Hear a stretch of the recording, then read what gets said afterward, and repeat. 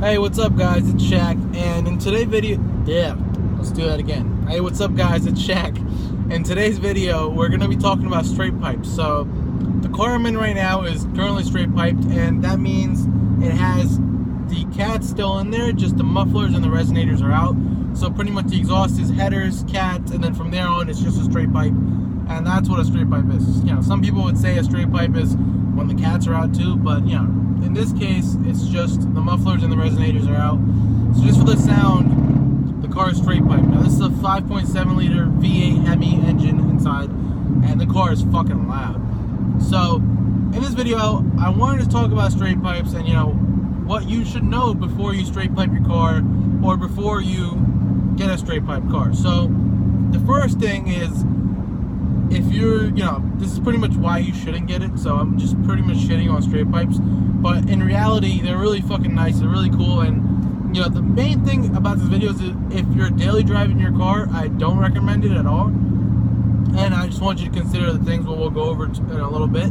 But if you're not daily driving your car, then for all means, if you're considering straight pipes, go for it. It'll sound like a fucking monster, all right? So as for those people who are daily driving their cars, as am I. So this is my 2016 Dodge Charger, and although I might be getting rid of it soon, I'll make another video on that. But for the past 1 year, this has been my daily driver.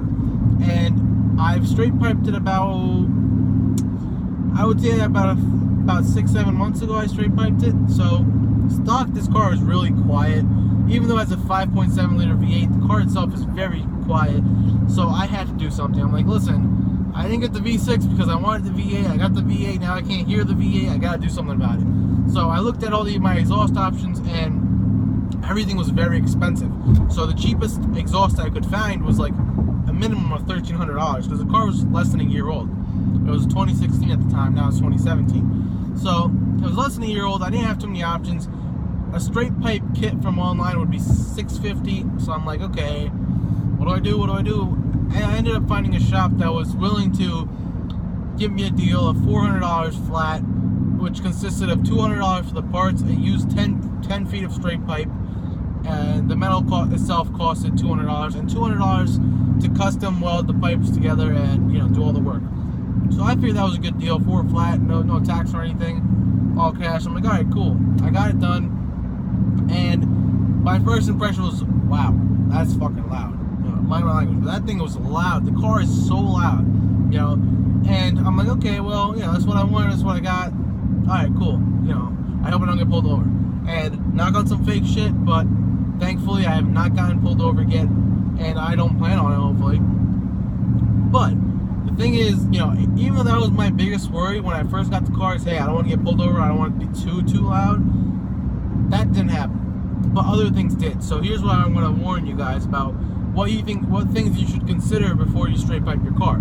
So the first thing, and this is pretty much the biggest thing, is if you're daily driving your car, straight pipe can get really annoying. So one of the reasons why I got a Charger instead of a Challenger was because I wanted the rear seats. Now the rear seats with the straight pipe, there's a lot of drone and a lot of vibration in the rear seats, which causes, you know, the rear passengers don't have a good time. So, you know, that was one thing that kind of went down. But again, you're like, hey, I don't care about them. I just want to, you know, my car to be loud. And I get that. No big deal. But that's one thing to definitely consider, that, hey, you're going to have drone. Now, in my front seat, I don't have too much drone. And honestly, the car doesn't feel bad at all unless I've been driving for a few hours. If I drive for a few hours, then I really, you know, I start getting tired. And I start being a bear. Whereas before, if I drove for a few hours, 4 or 5 hours, it wasn't a big deal. So that's one thing to consider, is your car is less comfortable. Now the second thing to consider is, you know, driving at night or early in the morning. So say you get called in early to work one day and you have to go in early. Well, it is going to be a bear to start your car and go, because, you know, early in the morning you're so quiet, the birds are not even chirping yet, you know, the sun's barely up, everyone around you is sleeping, and yeah, you could say I don't really give a fuck about my neighbors and all that, but, you know, at the end of the day, they are your neighbors, and you should be considerate. You know, if they're nice, like my neighbors, they're all nice. They don't give me a problem about my cars. You know, they don't give me a problem when I'm working on my cars. So they're respectful and they're nice. And, you know, I feel as though even though I don't really give a fuck, I need to be respectful about them. You know, if I start waking them up at 5 a.m. because of my car, they're gonna complain for the right reasons. Or if I start coming home late at 2 a.m. in the morning, I come home some nights and my car is loud as shit, they're gonna be annoyed if they wake up from that. You know, or even worse, if you know, like if you have a friend or something and you're at their house, leaving their house is like, oh great, I gotta start this thing now. Because when you go there, you know, at 7, 8 o'clock, you're like, oh, it's no big deal. You know, your car is not too loud. But at, you know, midnight or past midnight, you know, when everyone else is sleeping, and you're like, oh, my car is loud. It's gonna, you know, it's gonna make an effect on other people, and it's, you know, you don't want to do that. It's not good for, you know, whatever. So that's something I would consider is, hey, if you're daily driving this car, definitely consider not straight piping it. Maybe, you know, holding it off on it, saving a bit more money, and just getting an exhaust system. Or better yet, you know, if you have two cars, it's best. I have another video that explains, you know, the biggest misconception of having, you know, a rear-wheel drive muscle car / sports car or whatever, and daily driving it. Definitely go check out that video. Subscribe to my channel. I'll have more videos out, but I'll put the link of that video in the description of this video so you guys can check it out. And in that video, I pretty much explain to you guys, you know, why having a charger as a daily driver doesn't work, even though a lot of YouTubers and a lot of, you know, journalists and people in the car community say, hey, yeah, you know, I can drive a Hellcat every day. It's my daily driver.